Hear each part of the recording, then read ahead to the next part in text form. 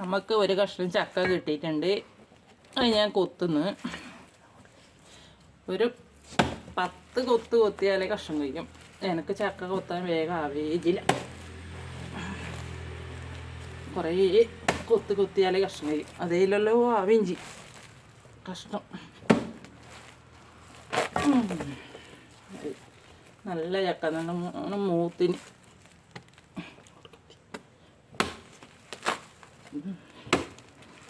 വലിയ ചോളയാണ് ഇത്. അടത്താനൊന്നും പണിയില്ല, വേഗമായി.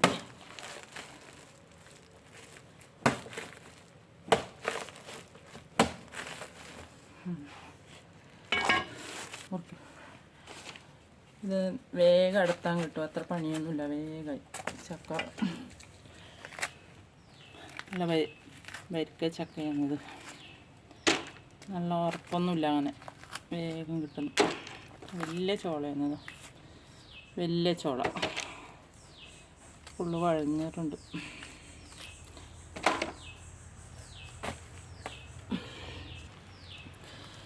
ഇതാ വലിയ ചോളയാണ് ഇത് ചക്ക.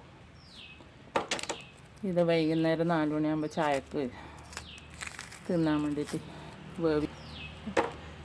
ഇത് വൈകുന്നേരം 4 മണിക്ക് ചായക്ക് വേവിച്ചിട്ട് തിന്നത്. അതിലെല്ലാം വറുത്തതും മുളക്, വെളുത്തുള്ളി, കരിയാമ്പില, കടുക് എല്ലാം വറുത്തിട്ടിട്ട് നല്ല ടേസ്റ്റ് ഉണ്ട് വെച്ചാൽ. നമുക്ക് വേഗം അടത്താൻ കിട്ടുന്നു. ചില ചക്ക ഇങ്ങനെ അടത്താനൊന്നും കിട്ടുകയില്ല, ഇത് വേഗം കിട്ടുന്നു.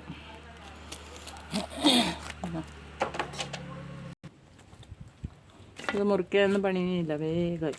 നോക്കി അടത്താനൊന്നും പണിയില്ലല്ലോ. ഒരു 10 മിനിറ്റിൻ്റെ ഉള്ളിൽ ചക്ക കൊത്തിയിട്ട് ഉഴിഞ്ഞിട്ടിടാം. വലിയ ചോള. എൻ്റെ കുരുവാണെങ്കിൽ നല്ല കുരുവാന്നതാ, നല്ല കുരു, ചക്കക്കുരു. ചക്കക്കുരു കറി വെക്കാം. കുറച്ച് ഇതിൽ കുത്തിയിട്ട് ഇതിൻ്റെ ചക്കക്കുരിൻ്റെ ചുളിയെല്ലാം കഴിഞ്ഞ് ചക്കല തന്നെ ഞാൻ വേവിക്കുന്നതിലിടും.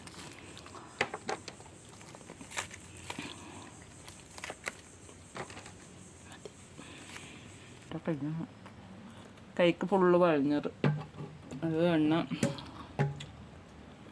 നോക്കിയിട്ട് അടുത്ത ചക്ക കൊത്തുന്നു. ഇതാ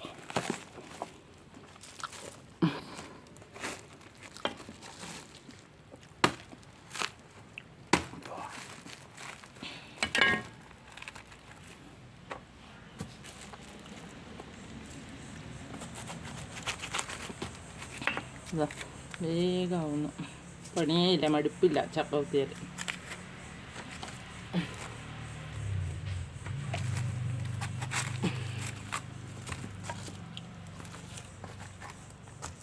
ഇത് നമ്മളെ അയൽവക്കത്ത് നിന്ന് കിട്ടിയതാണ്.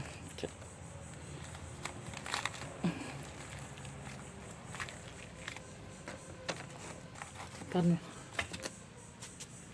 എൻ്റെ കാലം നിർത്താക്കല്ല.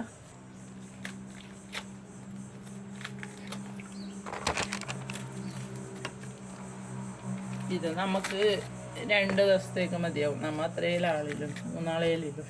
അതുകൊണ്ട് ഫ്രിഡ്ജിൽ വെച്ചാൽ ഇന്നേക്കുമായി, നാളത്തേക്കുമായി. ഇതൊരു ചക്കയാണ്. നമ്മുടെ അയൽവാസി അവർ പറിച്ചിട്ട് അവർ പകുതി എടുത്ത്, അവർക്കും ആൾ കുറവാണ് വീട്ടിൽ.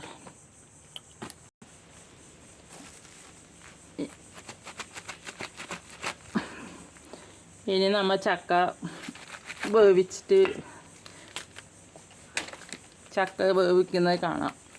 ഇപ്പോൾ വൈകുന്നേരം ചായക്ക് വേവിച്ചിട്ട് നിന്ന് ഫോട്ടോ എടുക്കാം ആ സമയത്ത് വീഡിയോ.